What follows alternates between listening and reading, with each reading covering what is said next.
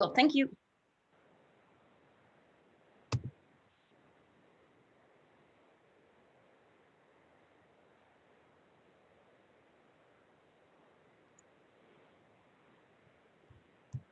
All right. Good morning, everybody. Welcome to our second session of Coffee with Yvonne.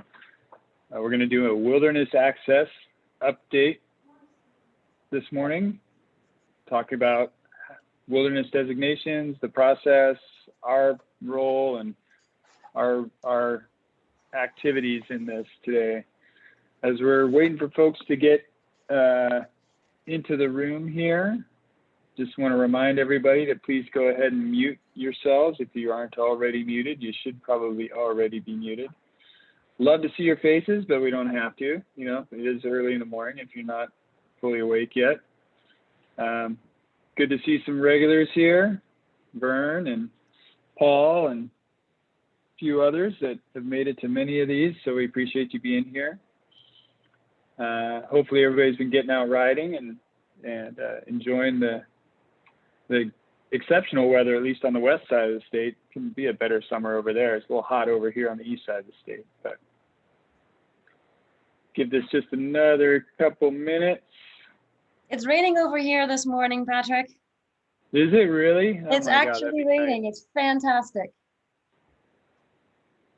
We ran into some rain in our road trip in Colorado last week, and it felt so good. We actually spent the night on top of I can't remember the mountain. We were able to drive right up the Purgatory, right up to the top of Purgatory in our van, and spend the night there in a thunderstorm. It's pretty cool. So, all right.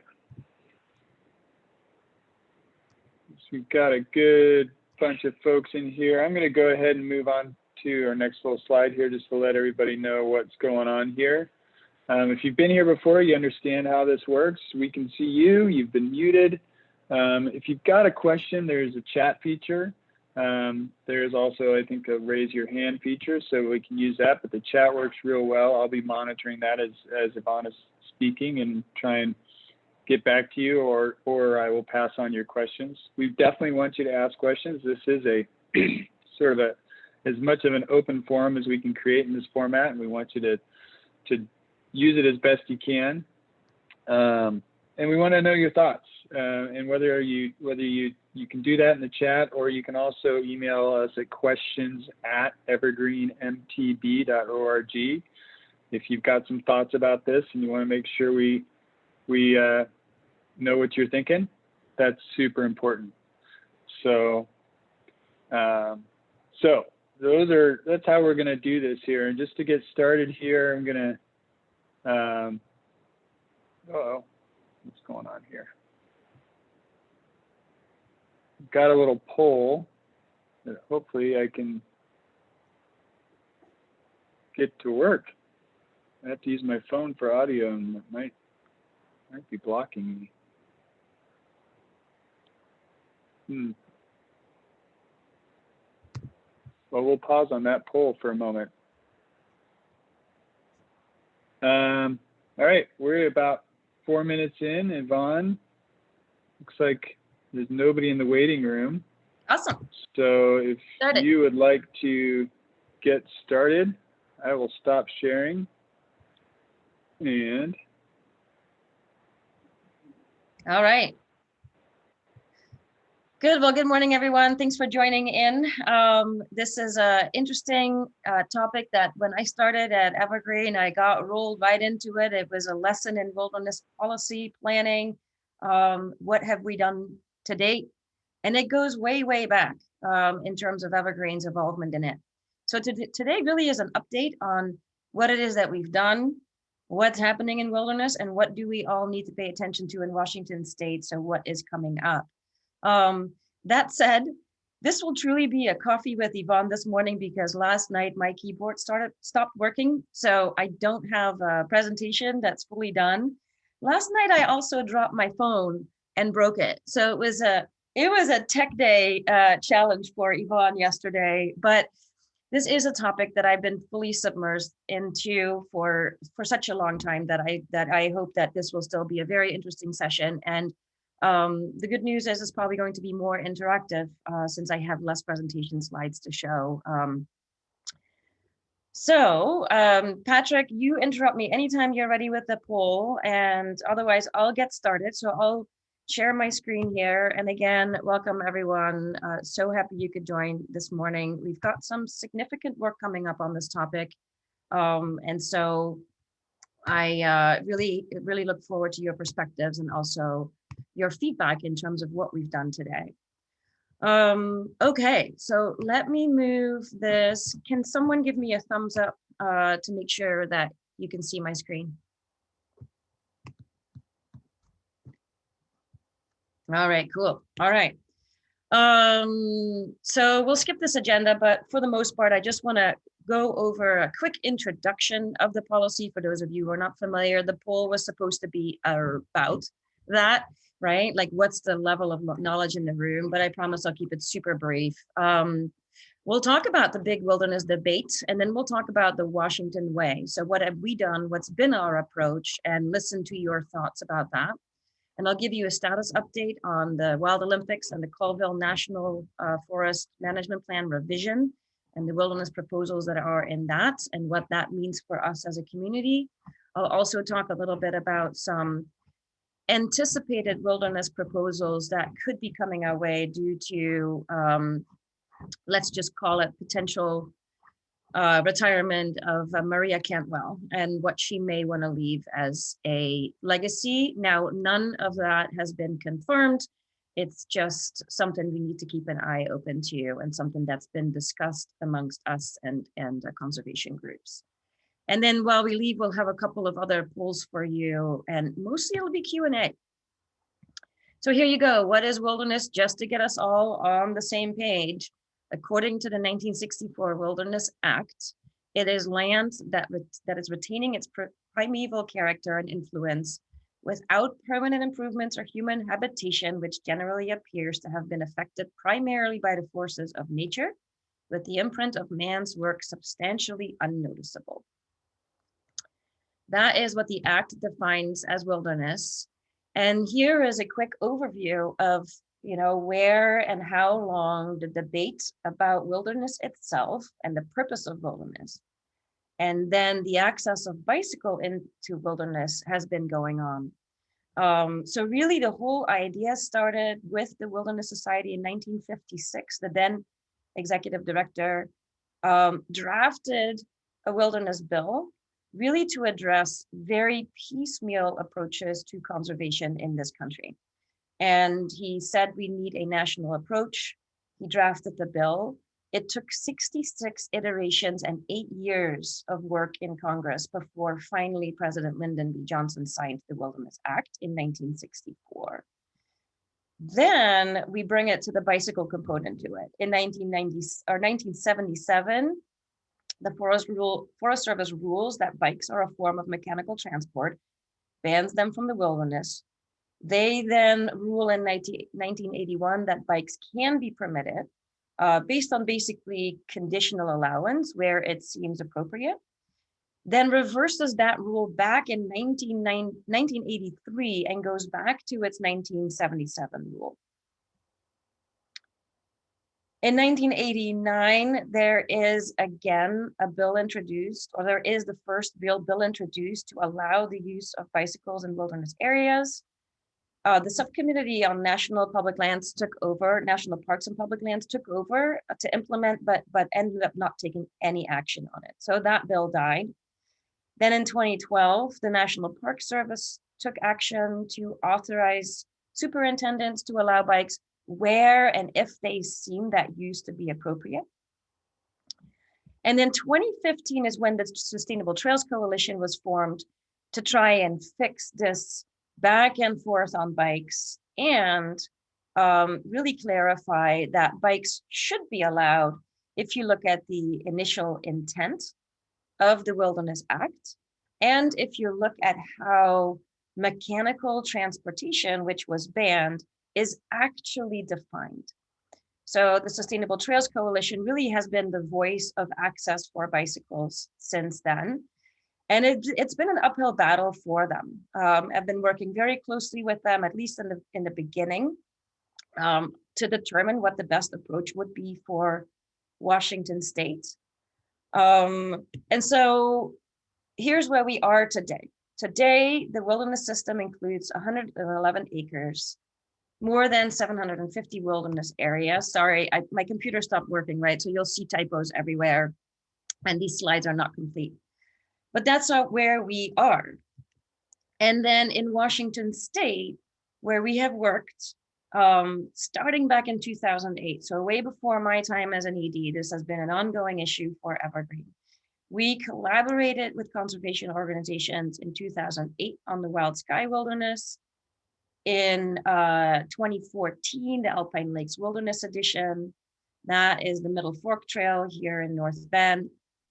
Then when I joined, I was basically introduced to the initial work that had happened on Wild Olympics, which is an expansion of the Olympic National Park and turn basically perimeter area into wilderness areas. And then fully during my time, so starting in 2016, I worked on the Colville National Forest Master Plan revision, which included recommended wilderness areas. We'll go into that in a lot more detail during Q&A. So through that collaborative work with conservation organizations, we have had a significant amount of success to protect access to mountain bike trails in Washington State and support wilderness in a number of areas. We, in 2017, I believe, started work with Washington Wild and all of the companies that you see, the organizations that you see on the slide here, to identify common ground that wilderness organizations and mountain bike advocates could have when new wilderness proposals come up. These are the principles, the planning principles that we all agree to. And that includes together supporting permanent protection for high value wildlife, lands and waters, right?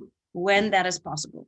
That includes both wilderness, where bikes are not allowed, and wild and scenic river designations, which are permanent protection for lands, but bikes are allowed in those. So that's a way to obtain permanent protection and yet protect mountain bike access. So we've used the wild and scenic river designation both for keeping access to the Middle Fork Trail and keeping access to, I believe it's the Dungeness Trail and I can look that up for you guys, in the Wild Olympics proposal. They've committed to seek with us avoiding the loss of existing priority mountain bike trails, and any future mountain bike opportunities, trail opportunities, as a result of new wilderness designations. So a good example of that was there was discussion by the Wilderness Society to expand some areas of wilderness in the North Cascades. They came to us and asked us to provide any potential future mountain bike trail locations, designations, or really prime terrain, so that they were aware of that as they created the land overlays and proposals. So again, really just looking at seeking to avoid the loss of trails and working together to make that happen. And then working together to support some level of protective management, right? So if there is an identified mountain bike trail network, or there's a plan for it, or there's good terrain for it and an interest in the community, we would continue to support wilderness for the areas that do not overlap, but where they overlap, we work together to identify some other permanent protection of the land. So the conservation priority is achieved, but mountain bike access is protected. So those are the three principles we all signed on to. The organizations here are the ones that support it, committed to doing this. And this is what we call the Washington way. And so that's been our approach to date. It's been how we've approached the Colville National Forest. It's been a successful approach so far, which is why we haven't fully pursued the Sustainable Trails Coalition approach of obtaining access. Ours has been more about protecting access. So that's where we are today. That's where two predecessors of mine, at Evergreen started that approach. I have continued it. I've been engaged with IMBA and the STC on the national level, looking at the impact of wilderness decisions and actions for access at the federal level, and then how we deal with it in Washington state. So I'll pause there and check in with Patrick, see if we can do a poll and which poll is appropriate at this point. And if not, I am open for Q&A. And what I have is all of the maps of wilderness proposals for Colville, Wild Olympics. We can go into any questions you may have. We can go into any policy questions you may have or concerns about our approach. I'm fully open. Patrick, how are we doing? Well, unfortunately, for some reason, I can't do the polls, but we only had 2 or 3 real simple questions for everybody. So I don't think that's a huge setback, unfortunately, or fortunately. So a little less participatory in that sense. I'm not sure what the problem is, but yeah, there's no questions in the chat just yet, but Paul mentioned that there's one amplification. He says that the Forest Service reversed itself under intense pressure from the Sierra Club and other environmental groups. The Forest Service itself never, to my knowledge, had a position against bikes. It all came from the legislative side. Washington State's reps played a big role in the reversal too. Is there anything you can add or create some understanding around how that worked out, Yvonne, in your knowledge? No, Davey Simon at the Sustainable Trails Coalition probably would have a lot more insight in that, given all of the work that they've done at the federal level. I am really focused on local decisions, local access. So when it goes back to, that kind of policy at the federal level, I don't really have that insight. I'm sorry. And the follow-up question from Paul is he's wondering if Evergreen supports a reversal of wilderness designation in any areas. In Washington State? I believe so. Yeah, it's a really good question, and one that comes up quite frequently in terms of our approach, right? Where we've landed with our board and in doing this work is, there is one Evergreen Mountain Bike Alliance with 9,000 members. There are, 50 conservation organizations with thousands and thousands and thousands of members, whose power is much greater when it comes to the shared voice of adding wilderness, protecting wilderness, than ours. So at the federal level and also at the state level, the amount of work and time it would take for me to try and reverse a current wilderness designation or existing wilderness to a different form of permanent protection of the land would be it would be a full-time job.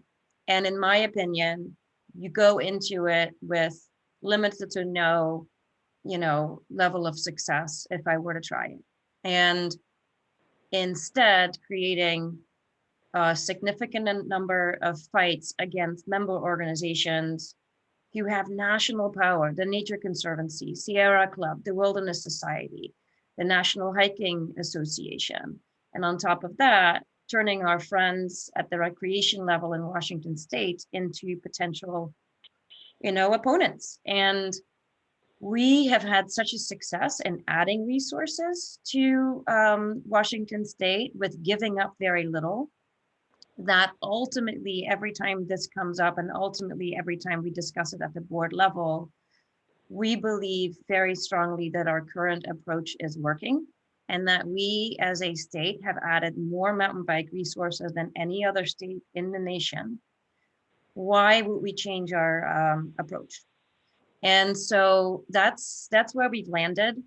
Now, I will say that I fought very hard and spent an enormous amount of time when the Colville National Forest Management Plan revision started and wilderness designations were identified.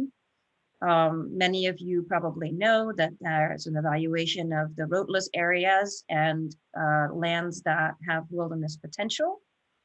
The conservation organizations in that plan pushed for an enormous amount of wilderness.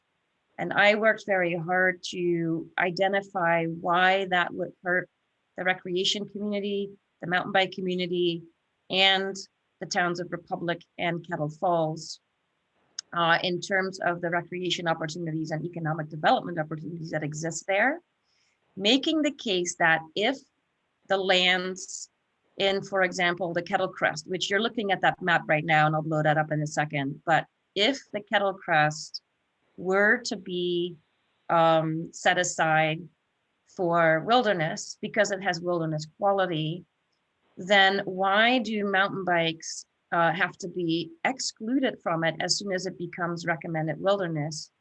If mountain biking has been going on there for 30 years and that land is still wilderness quality. So obviously mountain biking does not negatively affect the lands from becoming wilderness. And until it actually becomes congressionally designated as wilderness, the mountain biking use should continue. So we were successful in doing that. I believe that was the second plan in the nation that that had that happen, where it is recommended with wilderness, but we can still ride in it.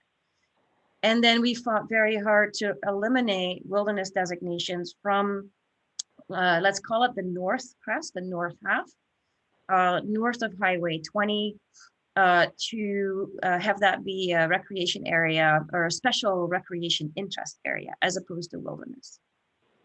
So that's a long answer to the question, but that's because, again, we see the Colville Management Revision Plan as a success for us. Number one, maintaining mountain bike use.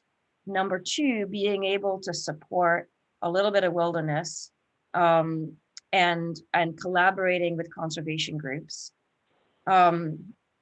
It's a success for Evergreen, and we just haven't seen a need to change that approach. And we'll see what happens over time. You know, the minute I lose the entire Kettle Crest to mountain biking, that would be different. But at this point, we are very happy with how things are working out in Washington State. Yvonne, looks like we've got a couple of folks from sort of the corners of the state, which is great. Colin asks, coming from the point of view of the underrepresented Southeast Washington, which has minor representation from many major bicycle organizations, does Evergreen keep a focus on developing wilderness in bordering states? Clarkston and Pullman have a lot of wilderness within a short reach from the communities. However, almost all of it is in Idaho and Oregon. You know, our organization's focus is Washington State, but I guess sort of the bottom line of the question is how closely do you pay attention to what is just over our borders? And perhaps maybe for Colin, is there a way for Southeast Oregon to get a little more energy from the mountain bike community to pay attention to that? Yeah, absolutely, Colin. Great question. We work on a statewide level. However, when it is wilderness, that affects the mountain bike community overall and could then trickle into what may happen in Washington State. So I do pay attention.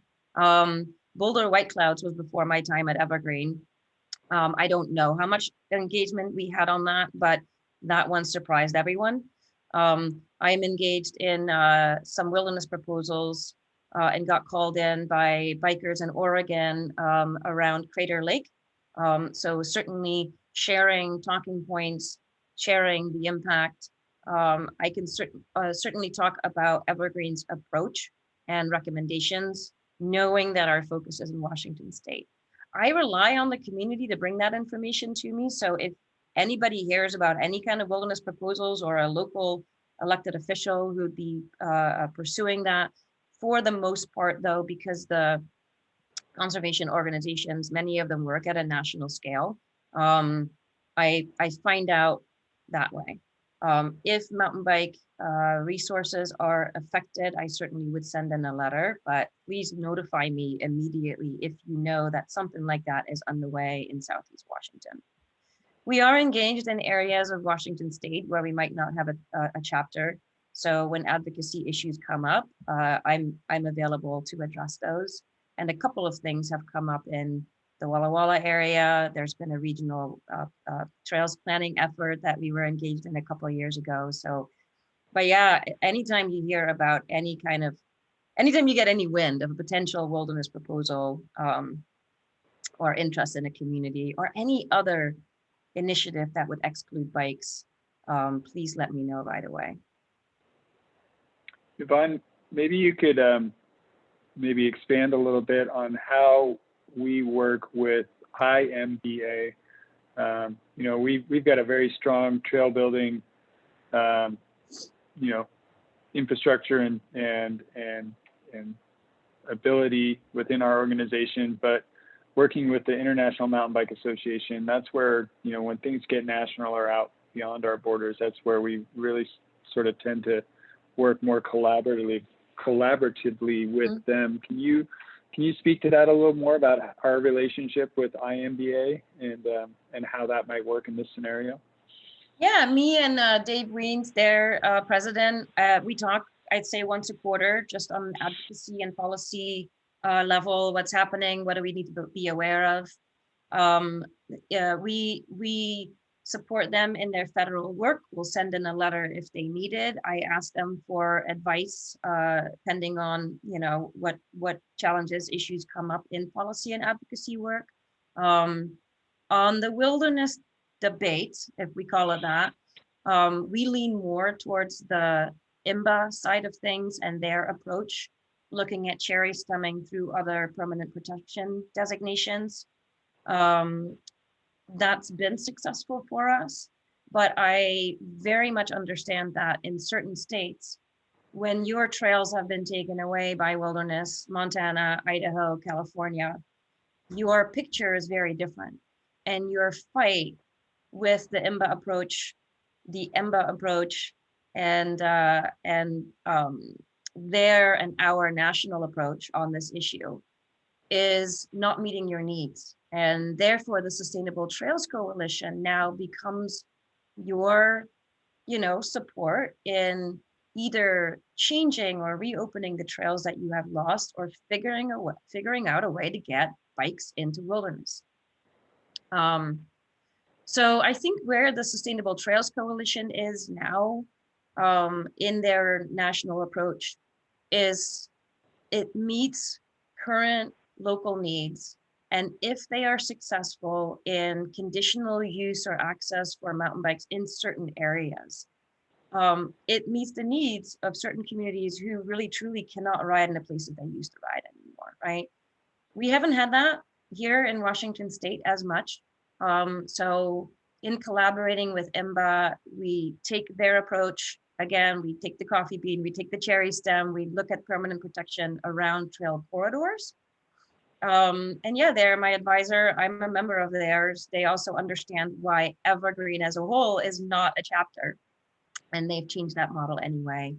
But for, you know, federal lobbying and who's talking on the Hill, they have the power, they have the lobbyists, we do not. And just as a side note, on my recent trip to Utah, I met with Ashley Korenblatt, who was their former policy and advocacy director. And so I'm still in touch with her as well. And she's seen everything on a national level, and now runs a public lands solutions company that I was really interested in. So she's still very much engaged in this work. Great. Folks, if you've got questions, let us know. It's kind of quiet in the chat this morning. Hopefully everybody's got a good cup of coffee this morning. Maybe I'll just throw in the plug here that you guys can still buy some coffee that supports the trails through Traction Coffee. You've seen it on our Facebook and social media, so highly encourage that. Does anybody else have a question or a comment that they'd like to bring forward? Feel free to unmute if you want to just speak directly, if that's easier. There's a small enough group here, I think we can do that. Anyone? If there aren't Yvonne, is there any questions. specific project that you want to maybe highlight that we've had some success with that we could give a little more insight? Yeah, so let's run through the project next, Patrick. If there's no questions on sort of the general context, let's take a look at what's coming and see how you guys all feel about our approach and what we need to pay attention to and where you think our community is, right? Okay, so I'm going to zoom out on this map. I realize it's a very small map, but give me 1 second here. This, you won't be able to see it, but I'm just going to give you a sense of scope. What you see here is the Colville National Forest. All of this is territory in the Colville National Forest that was addressed in the Forest Management Plan revision, which was just completed a couple of years ago.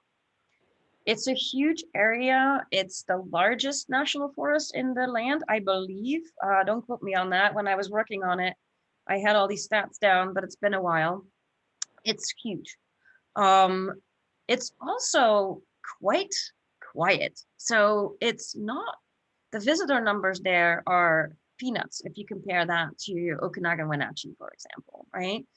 The management plan revision took a long time to complete. When it was finally completed, this was the alternative. Oops, excuse me. I'm trying to manage and navigate all my windows without a keyboard. There you go. When it was all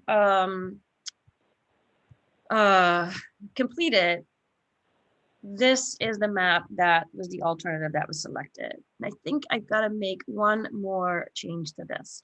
But what you're looking at is the Kettle Crest over here. And so this is Highway 20. Here's the town of Republic. Here's the town of Kettle Falls. Colville is over here somewhere there. And then Spokane's over here, right? All of the red areas are proposed wilderness. All of the light blue areas are special recreation areas of interest, basically. All those blue areas, the conservation areas, wanted to see as red, and mostly us and local elected officials, cattle ranchers, it's a pretty conservative area, all fought the enormous amount of wilderness that was proposed by the conservation groups and actually ended up with this proposal. I need to get another map up for you guys because what you can't see well here is Abercrombie, which is up here, which ended up going into designated wilderness. And so the key trails that we will use as a result of this proposal is the Abercrombie Peak. We will no longer be able to access Abercrombie Peak, which really isn't very bikeable. It's mostly a hike-a-bike up to a beautiful shale mountaintop where you get 360 degrees views.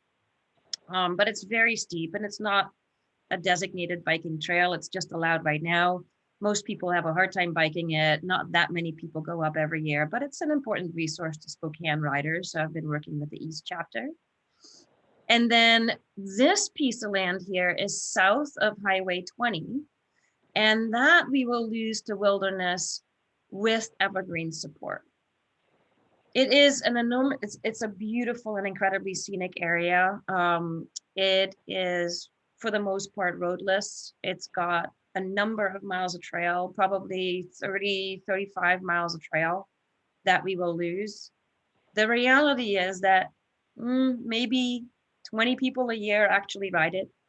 It is such a remote area and such an unknown area that we decided that in the spirit of collaboration and in supporting wilderness designations for Washington State, how important is that land to our community? And I didn't hear very many people speak up at the time. So we decided that while we wish to keep access, we can support wilderness in that area. We supported the wilderness area around Abercrombie, which again, you can't quite see in this map. Oh, there it is. I just need to scroll up, you guys. So this is the Abercrombie area. Abercrombie Peak sits right here. That white dot here is a piece of private parcel. I believe it's for communication purposes.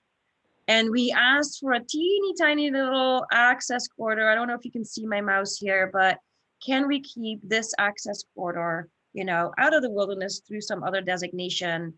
And in the end, the Forest Service decided, and the conservation organizations decided, that the wildlife passage through wilderness was too narrow to keep this out of wilderness. So it is what it is. That's the part of the fight that I would say I lost. On the other hand, many people who ride that area, you know, already do a push-a-bike up to Abercrombie anyway. But some east side riders are very, very upset that they would lose access to it. There's a 7-mile downhill from Abercrombie Peak called Silver Creek. That's absolutely gorgeous and long. And I did it. I'll be sad to lose it.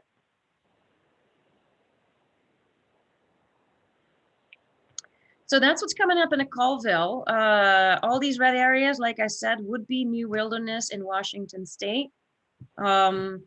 This has not yet been picked up in Congress, so it's just recommended wilderness. And as I mentioned, our big win is that we get to ride bikes in this until it's congressionally designated. It is a conservative area. Kathy McMorris Rogers out of Spokane would likely need to sponsor this. There is talk right now, and this is why I wanted to speak about this morning. There is talk right now about making this wilderness happen, which is sooner than I expected.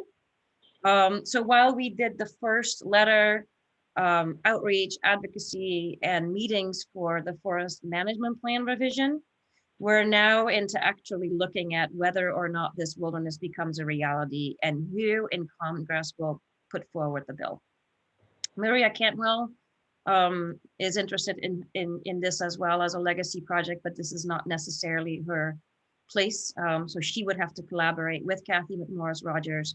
Kathy McMorris Rogers supports ranching, supports forestry for her region. And so it is a tall order, but there's been some change, and elected officials have changed over who are a little bit more welcoming to the idea of wilderness. So it could happen a little sooner rather than later. I will need to rely on all of you to put in and put, you know, support our approach in our comments when that happens. Lastly, there's an effort by Conservation Northwest and a couple of local organizations to increase the amount of wilderness that's actually on the, or in the forest management plan revision that was adopted. That can happen. So a forest management plan can have recommended wilderness, but at the point that it's picked up in Congress, they can designate what they want to designate. So there's a very, very beautiful, easily accessible, best, most important mountain bike resource just south of Sherman Pass. So let me zoom in. If you haven't never ridden here, you have got to go. It is probably one of the only high to subalpine riding opportunities that still exist in Washington State and has not been set aside in wilderness, right? So that was our key argument for protecting it and not becoming wilderness, because it's one of the last places where we can ride in these conditions. Right here is the Sherman Pass Jungle Hill Loop. And then here is the Sherman Overlook. You can go to Snow Peak. This is a 9-mile loop, I believe, all the way back to Jungle Hill. This section's maybe 6 miles. This loop is 14 miles. You can shuttle it to the pass, or you can bike the whole thing. It's a 14-mile loop that's absolutely gorgeous, old school riding. So we fought very hard to keep those loops open and accessible to us. What I learned just about 2 weeks ago is that the conservation groups are looking to also grab this peak here. So I've already talked with the Forest Service, I've talked with local constituents, I've talked with tribes about the importance of keeping that out. And that's the fight that I will need all of your help in when that time comes.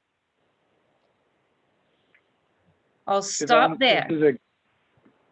this is a good spot. Sarah's sort of put a question forward.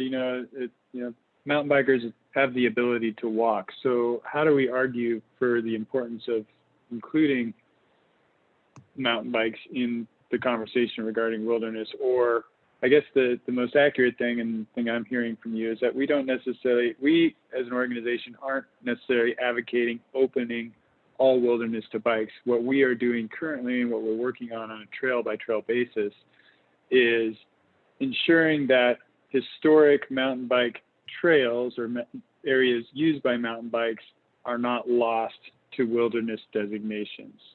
Is that an accurate summary of where we are with this? And so we're not necessarily arguing for the importance of using the bike as a traveling tool. We're arguing for and supporting and advocating for the maintaining of traditional mountain bike access in these areas, correct? That's correct. And so it's a good opportunity to show you guys this is our process. So once we are engaged in a forest management plan revision where all of the stakeholders, recreation stakeholders, economic stakeholders, forestry, cattle ranchers, all of them look at how land use would change or what proposals they have. We do what we call a trail evaluation matrix. And so what you're seeing here is the one that was completed a number of years ago for Wild Olympics, which is a wilderness proposal that Evergreen is endorsing. We looked at what are the trails that are affected by this? Are they being used a lot? Are they high value, low value, medium value? And how many miles of trail in total do we want to protect? Or do we want to say, you know what, included, we can live with it. So here you go. Here are the trails, that all the mountain bike accessible trails in the Wild Olympics that would be affected by adding the designations. We put in the trail information. We negotiate the trail segments with whoever is pushing the wilderness initiative. So in this case, that was Washington Wild. In the Colville National Forest case, it's Conservation Northwest. So I have a matrix with them as well. And then we say what we do. Do we exclude it or include it because we highlight it as a mountain bike community as an important resource, and we do not want to include it. So in Wild Olympics, 83.9% of the trails that were important to us were kept out. 16% of those trails, 17 miles of mountain bike trail was lost. And we thought that was a balanced approach and looked at the usage numbers of those trails, and they're quite low. So there you go. That's our approach. That's how we do it. We create a trail evaluation matrix and look at how we're impacted and then find a reasonable approach. Trail by trail, Patrick, just like you said. Yeah, and just to clarify, maybe if you could go back to that table real quick. Just to clarify what the out and in were. The out represented things that were removed from wilderness designation, and the in was things that were continued. So we kept 90 some miles of trail open to mountain bikes through that process. Correct. And we lost 16. Correct. And that is because we were able to use wild and scenic river designations as opposed to wilderness. And so you have wilderness designations permanently protected, then wild and scenic river corridors permanently protected, right? So congressional designation, but wild and scenic river corridors allow mountain biking. For many true wilderness advocates, the wild and scenic river designation is not quite enough. But for conservationists, and in my opinion, a more progressive way to go about it in this day and age, that balanced solution between wild and scenic river corridors where, river corridors different. You've got boating, you've got other uses, and we are allowed to mountain bike in those. But they are still permanently protected. No development can happen. The only difference between wilderness really is the water use and mountain biking. So that's what's been done in, as I mentioned earlier, the Middle Fork. That was all supposed to be included in the Alpine Lakes Wilderness expansion proposals in 2008, and we were able to keep that out through a wild and scenic river designation, which is currently underway. Is there because the wild and scenic river designation is a interesting one, because having come from a paddling background, that's, those are the best places to paddle, right? Because it's it's a truly wild river. You don't see it lined with cabins and things like that, but you're still able to recreate on it. And it still retains a lot of that natural wild character of it. So is there any effort or any discussion of creating a wild and scenic type of designation for other areas, things that, our mountain biking would fall into, that sort of thing, where there's a certain level of restriction, but also a certain level of access allowed with it? It's a great suggestion. Not quite, because those already exist. So what the true conservation community tends to not be happy with, but what already exists in terms of permanently protecting the land, is a national monument in which you can mountain bike, national recreation areas in which you can mountain bike, the wild scenic rivers, like we said, right? You can already permanently protect a number of areas with those designations. For some reason in Washington State, a national recreation area has been associated with motorized use, right? So even though a national recreation area can take any shape or form, and you can permit or not permit any uses for that recreation area, it sort of has this reputation as a motorized thing. And so you've got dune buggies in Oregon, we've got the sand dunes out in Moses Lake, right? Those are national recreation areas. But this right here, we could fully argue for, it's not called wild and scenic, Patrick, but it could be called a national recreation area, right? All of north of the crest, permanently protected, just shy of wilderness, but it continues mountain bike use. The Washington Trail Alliance at one point actually expressed support for that. We could also turn this into a national monument, right? National monument would be very interesting. Allows mountain biking, allows motorized use. These dark uses here, these dark areas are motorized use areas, right? So motorized recreation happens in those and will continue to happen in those. They can still become national monuments and be permanently protected. So you set the uses as you create the national monument or recreation areas. They're intended to be wild and scenic, Patrick. So our point was, they already exist. It doesn't have to become as restrictive as wilderness is. With mountain biking, again, it has not been proven that the land is degraded or becomes less than wilderness quality when mountain biking happens in it.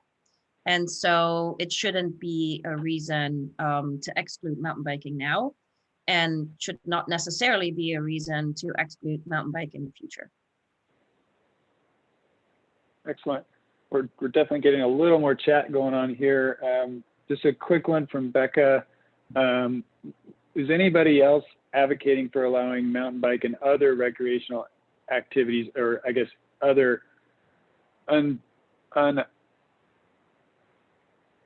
or unhistorical recreational activities in designated wilderness? I know I'm forgetting the name that Davy's a part of, but there is a local organization and national organization that is looking to open wilderness to bicycling and other non-motorized recreational activity, correct? Yeah, so just to make sure I can't see the chat right now, so just make sure I understand the question. So the question is whether we are looking to change access into existing Nope, wilderness? Okay. nope. Is there any other organization advocating Oh, for I see. allowing mountain bike and other recreational activities in designated wilderness? I don't know. So besides the Sustainable Trails Coalition, and because they take such a national approach and a comprehensive approach, I work with them on those kinds of issues. Davey presented to the board not too long ago about um, um, a huge proposal that was introduced quite a while ago, and then there was believed to be some traction, which is something called like the Great Northern Rockies Wilderness Proposal, and it goes all the way from Montana through Idaho through a bit of Washington State into Canada. And Davey presented to our board, so STC board member Davey Simon gave our board a heads up that we could pay attention to this again. I have since looked into that and have not seen any traction or found out that the organization is down to one person and it basically has lost momentum.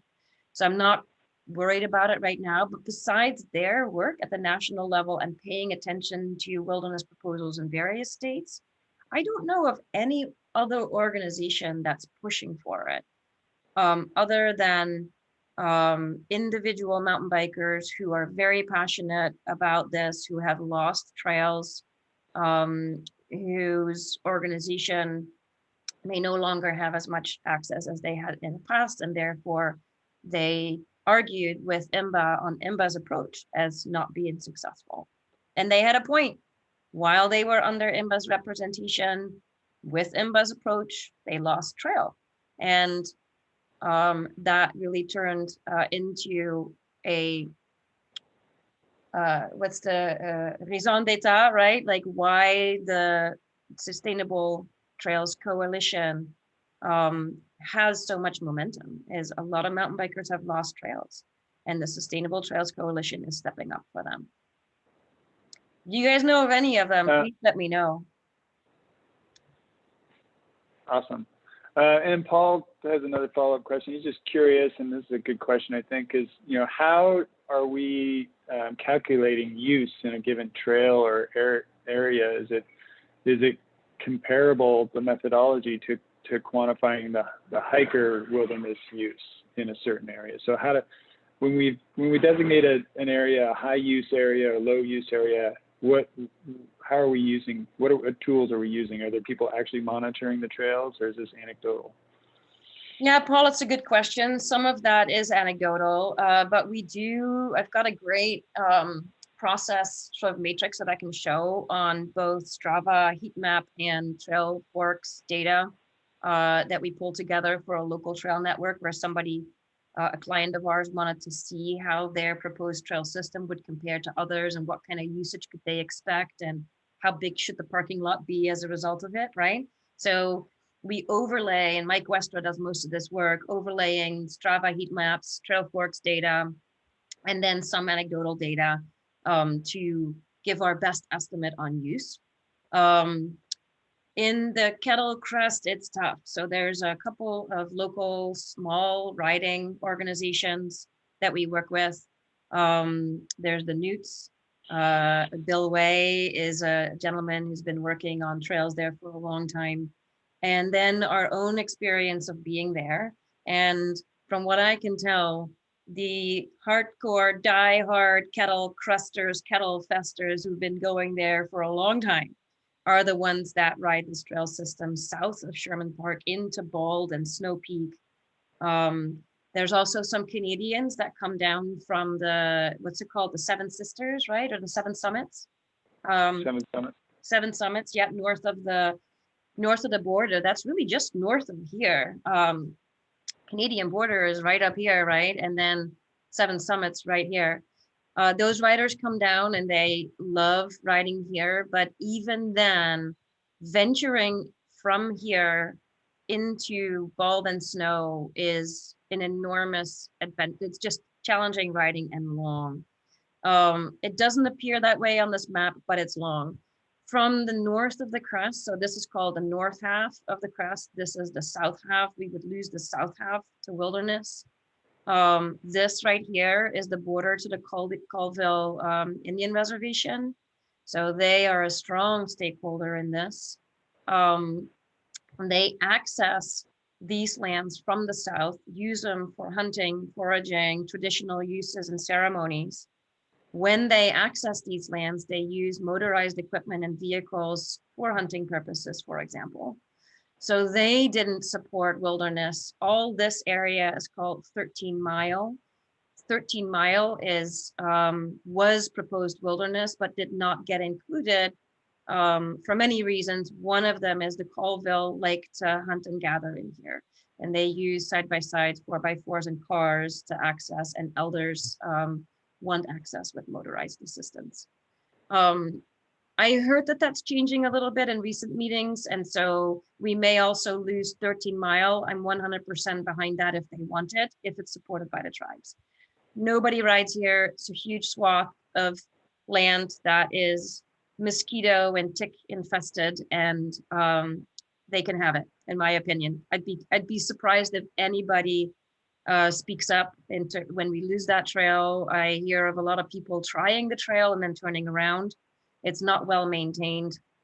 It's too deep in. So back to what the point I was going to make is from this road right here, which ends in Curlew, over the Kettle Crest is a very tough up and down sections of hike-a-bike 35-mile trek. If you want to do a loop in here and ride this sections of hike-a-bike, the only way you could loop it without doing an out and back, you're looking at 35 miles as well. And therefore, because it's so hard, many people shuttle it, which means you got to come in from here all the way around. So it's a 2-hour shuttle, and it's just too much. People don't do it. And I see you're coming really, really close. So let me just zoom in, give you a little bit more context, and then hopefully I answered the question. And there you go. And we've just got a couple minutes, Yvonne, so. Time flies. Yeah.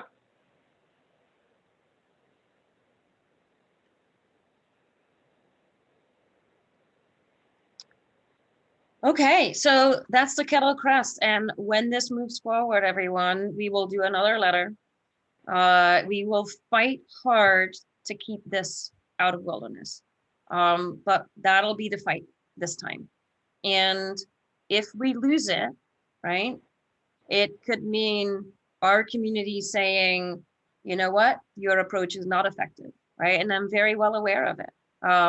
But until then, I am still working in the spirit of collaboration. And the end result is that we are building more trail than any other state. Because we have the support of conservation communities, we get their letters and logos on our letters when we ask for access or for new trail development. I think the biggest win in that is we just broke ground on the bike park on National Forest Service land for the summit at Snoqualmie, right? So we've been working on private land. We're now getting the National Forest Service trail sections going. It went through NEPA, it went through all of the hurdles. I had, I think, 15 organizations sign on to our letter to the Forest Service.